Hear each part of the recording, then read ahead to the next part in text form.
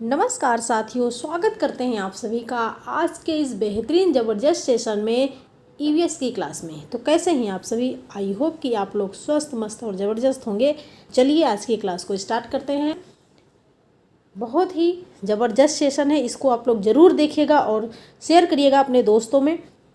प्रश्न नंबर 1 है कि जोहड़ से संबंधित निम्नलिखित में से कौन सा एक कथन सही है? सही उत्तर चुनना है आपको।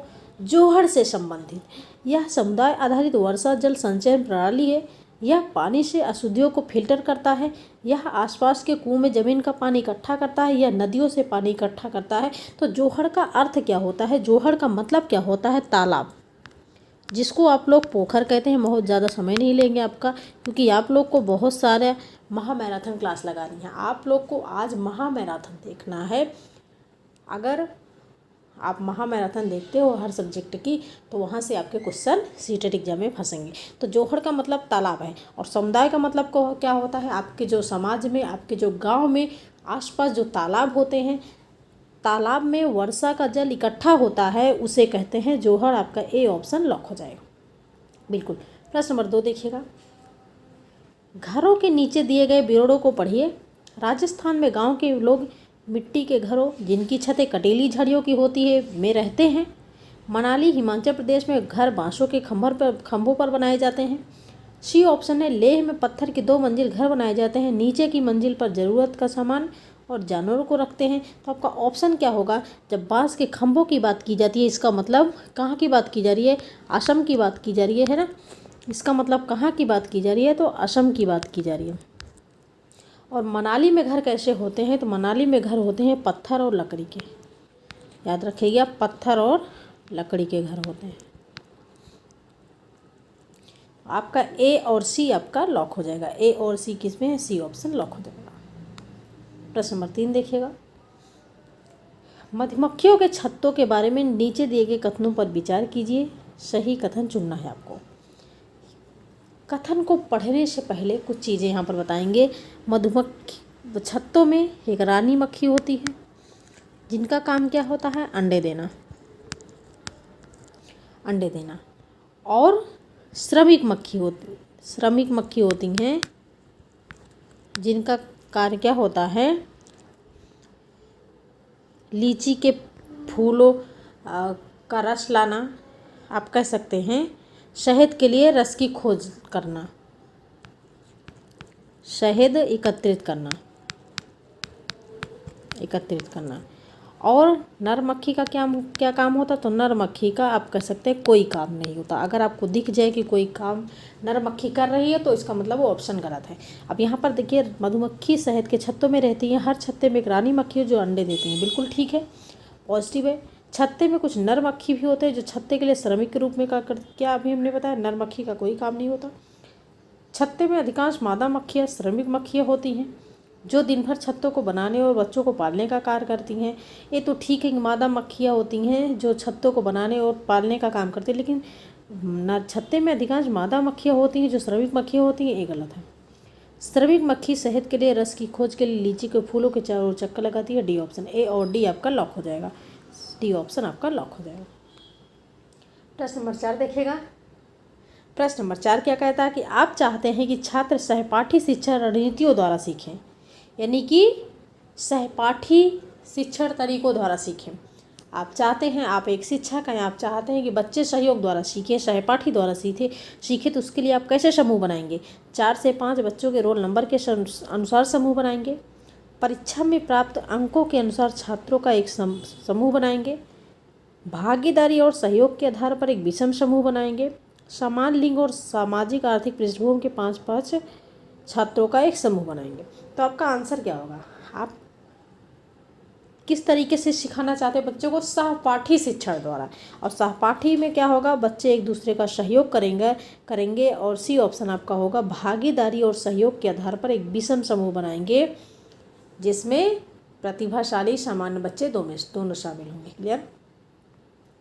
प्रश्न नंबर 5 देखिएगा। इकरा अपने शिक्षार्थियों को ईवीएस में समाचार पत्रों और पत्रिकाओं को पढ़ने के लिए प्रोत्साहित करती है।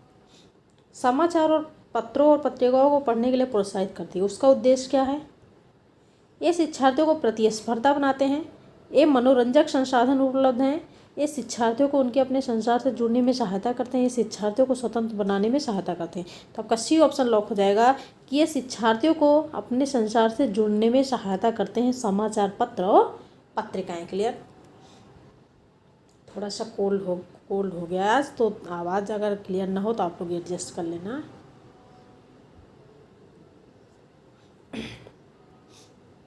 प्रश्न नंबर 6 देखिएगा। पर्यावरण अध्ययन में प्रश्न करने को एक युक्ति के रूप में उपयोग किया जाता है। पर्यावरण अध्ययन में प्रश्न करने को एक युक्ति के रूप में उपयोग किया जाता है। बताइए। कक्षा कक्षा में जिज्ञासा को बढ़ाने के लिए, अनुशासन को बनाए रखने के लिए, ध्यान खींचने के लिए, फिर नियमों के पालन को। नियम हमेशा रटने पर बल देते हैं। और अगर प्रश्न पूछा जाए ध्यान खींचने के लिए नहीं, जिज्ञासा बढ़ाने के लिए, ए ऑप्शन लॉक हो जाएगा। प्रश्न नंबर 7 देखिएगा कि निम्नलिखित में से खाद्य पदार्थों के समूह को चुनिए जिसके प्रत्येक सदस्य में लौह तत्व प्रचुर मात्रा में पाया जाता है, आयरन प्रचुर मात्रा में पाया जाता है। लॉक कीजिएगा। आंवला पालक ठीक है, लेकिन बंद गोभी क्या है, ये गलत है। गुड़ आंवला ठीक है, लेकिन टमाटर गया यहाँ पर, उसमें आयरन नहीं पाया जाता। आंवला पालक गुड़, आपको सी ऑप्शन मिल गया। आंवला पालक और गुड़ में लौह तत्व प्रचुर मात्रा में पाया जाता है। सी ऑप्शन लॉक हो जाएगा। प्रश्न नंबर 8 देखिएगा। नीचे दिए गए किस राज्य के ग्रामीण लोग अपने ढालू छत वाले लकड़ी के मकान, मजबूत बांस के खंभों पर धरती से 3 से 3.5 मीटर की ऊंचाई पर रहते हैं? जब बात की जाए कि धरती से 10 से 12 फुट ऊंचाई पर रहते हैं तो आप क्या लॉक करेंगे? असम लॉक करेंगे।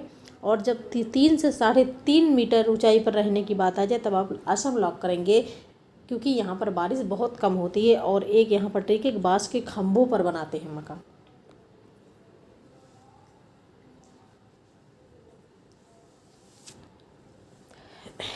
प्रश्न नंबर 9 देखिएगा। कक्षा 5 के समयन नाम का लड़का है। कक्षा 5 के समयन आमतौर पर अपना दिया हुआ कक्षा का कार्य नहीं करते। आप कह लीजिए होमवर्क नहीं करते, है ना। मुद्दे को हल करने का सबसे अच्छा उपाय हो सकता है। मुद्दे का मतलब क्यों होमवर्क क्यों नहीं करता, इसको हल करने का सबसे अच्छा उपाय क्या हो सकता है? उसे वैकल्पिक और आसान गृह कार्य दें, उसकी कठिनाई का पता लगाने और उसके अनुसार कक्षा कार्य को समायोजित करने के लिए उससे बात करें, किसी दूसरे बच्चों को उसकी कक्षा के कार्य को पूरा करने में मदद करें, माता पिता से बात करें और सलाह दें। गलत, माता पिता से। आपका बी ऑप्शन लॉक हो जाएगा। अगर गृह कार्य नहीं करता तो उसकी कठिनाई का पता लगाएं और उसके अनुसार कार्य को समायोजित करने के लिए उससे बात करें। हो सकता है कि गृह कार्य क्या हो, कठिन हो, उसकी क्षमता के अनुरूप न हो। प्रश्न नंबर 10 देखिएगा। और एक चीज़ आप लोग हमेशा देखिएगा, जब बच्चों की बात की जाए, बच्चों के हित में बात की जाती होगी, तब आप जो है आंसर लॉक कीजिएगा। अगर जहाँ पर बच्चों को दंड दिया जा रहा हो और बच्चों को पुनर्वलन ना मिल रहा हो और अनहित में बातें हों बच्चों के, तब आप जो है क्या लॉक करेंगे? तब आप लॉक करेंगे कि जहाँ पर बच्चों की प्रधानता हो, बाल केंद्रित शिक्षा हो, उस विकल्प को आप लॉक करेंगे। जहाँ हित की बात है वो आपका 1 नंबर सही है, जहाँ अनहित की बात है इसका मतलब ऑप्शन निगेटिव है। क्लियर। रेड डाटा बुक किससे संबंधित है? रेड डाटा बुक का मतलब क्या होता है? रेड डाटा बुक में जितने भी जीव जंतु प्राणी पेड़ पौधे हैं, जो विलुप्त के करीब जीव जंतु पेड़ पौधे होते हैं, उनको मापा जाता है। रेड डाटा बुक में आपका ए ऑप्शन लॉक हो जाएगा, विलुप्त के करीब जीव। आपको आगे पढ़ना ही नहीं है क्योंकि ऑप्शन आपको मिल गया तो मिल गया। प्रश्न नंबर 11। निम्नलिखित में से क्या एक पर्यावरण अध्ययन में ज्ञान की रचना में बहुत महत्वपूर्ण है? पर्यावरण अध्ययन में ज्ञान की रचना में बहुत महत्वपूर्ण है बच्चों की सक्रिय भागीदारी। ठीक है। बच्चों के ज्ञान को शिक्षकों के ज्ञान से जोड़ना, पर्यावरण अध्ययन कक्षा की 4 दीवारी से बाहर सिखाना, बच्चों के स्थानीय ज्ञान को विद्यालय के ज्ञान से संबंधित करना। ठीक है। एनसीएफ 2005 के अनुसार पर्यावरण अध्ययन को कक्षा की 4 दीवारी से बाहर सिखाना है और बच्चे के स्थानीय, जब बच्चा जिस जगह पे रहता है उस ज्ञान को विद्यालय के ज्ञान से जोड़ना है, लेकिन बच्चों के ज्ञान को शिक्षकों के ज्ञान से जोड़ना, ये क्या है आपका निगेटिव है। ए, सी और डी लॉक हो जाएगा। डी ऑप्शन लॉक हो जाएगा। प्रश्न नंबर 12 देखिएगा। निम्नलिखित में से किस प्रकार का सीखना ईवीएस कक्षाओं के लिए उपयुक्त है? किस प्रकार का सीखना ईवीएस कक्षाओं के लिए उपयुक्त है? स्वयं करके सीखना, लर्निंग बाय डूइंग, ब्यूरो द्वारा सीखना, ठीक है, परिभाषाओं द्वारा सीखना, रटकर सीखना। परिभाषा हमारे हमेशा किस पर बल देती हैं? रटने पर बल देती हैं। और रटकर सीखना, कंठस्थ करना, ये क्या होता है आपका? ये क्या होता है? ये आपका गलत होता है। तो आपका ए और बी लॉक हो जाएगा। ए और बी लॉक हो जाएगा आपका, केवल ए और बी। प्रश्न नंबर 13,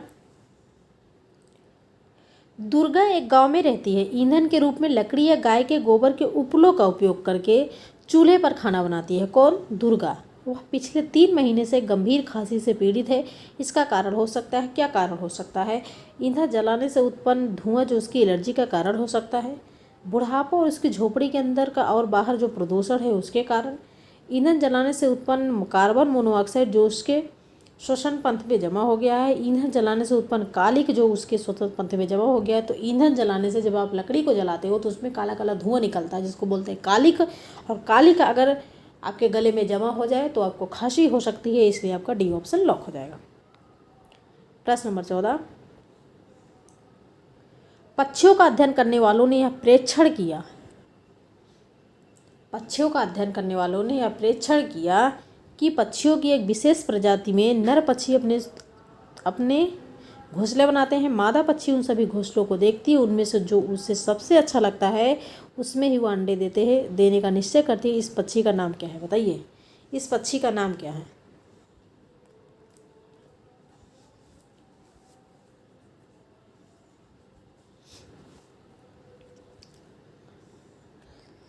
इस पक्षी का नाम क्या है? कि नर पक्षी सुंदर सुंदर घोंसले बनाता है और जो मादा पक्षी होती है उस घोंसले को देखती है, उसमें से जो घोंसला उसको अच्छा लगता है उसी में वो अंडे देती है। आपका बी ऑप्शन हो जाएगा, बीवर पक्षी।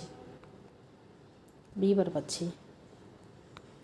प्रश्न नंबर 15, नीचे दिया गया कौन सा एक समूह जड़ों का है? अच्छा, जड़ कैसे आप पहचानेंगे? जड़ में क्या होता है? ऐसे रेशा निकला होता है, जड़ में ऐसे रेशे निकले होते हैं, ठीक है।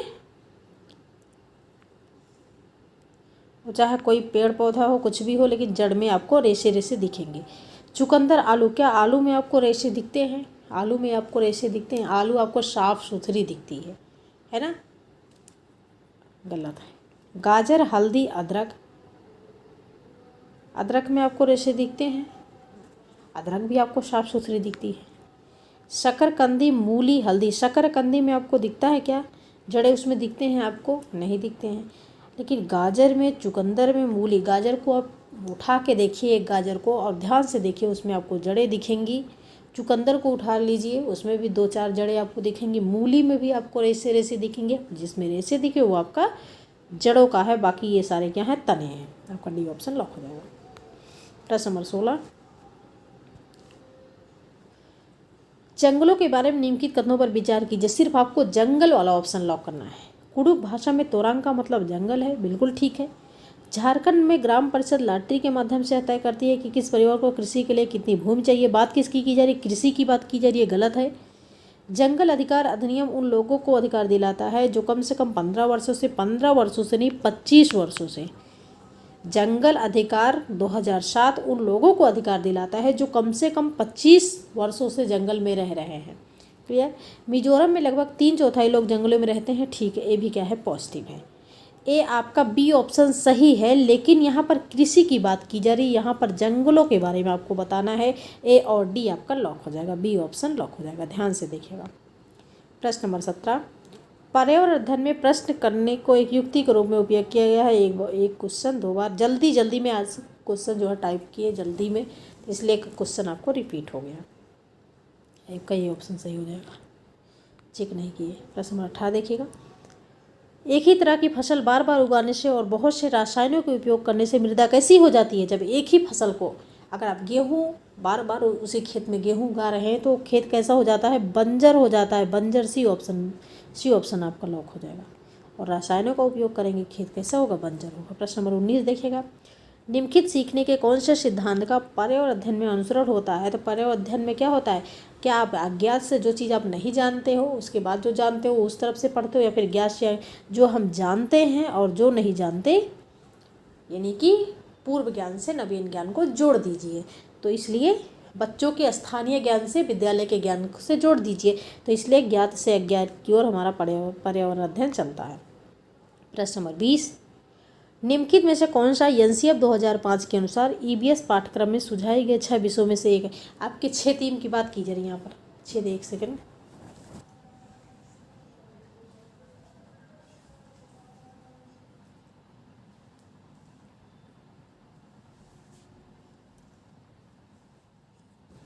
आपके थीम कितने हैं? मुख्य थीम आपके हैं 6। और यहाँ पर बात की जा रही है कि ईवीएस पाठ्यक्रम में सुझाए गए 6 विषयों में से एक है। और 6 विषय की बात की जाए, इसका मतलब थीम की बात की जा रही है, मुख्य थीम की बात की जा रही है। आपके मुख्य थीम कितने हैं? 6। कौन कौन से? परिवार एवं मित्र, पानी, भोजन, आवास और यात्रा, चीज़ें कैसे बनाते हैं और करते हैं। 6, ठीक है। तो यहाँ पर क्या है, कौन सा है जो एक है? तो आपका चीज़ें कैसे काम करती है, काम यहाँ आ गया है, पदार्थ आ गया, प्राकृतिक संसाधन, ये 3 आपके क्या हैं? आपके उप थीम हैं। लेकिन आपका चीज़ें जो हम बनाते और करते हैं क्या है? आपका डी ऑप्शन है 6, क्योंकि यहाँ पर 6 विषयों में से एक की बात की जा रही है। तो चीज़ें बनाते और करते हैं आपका मुख्य थीम।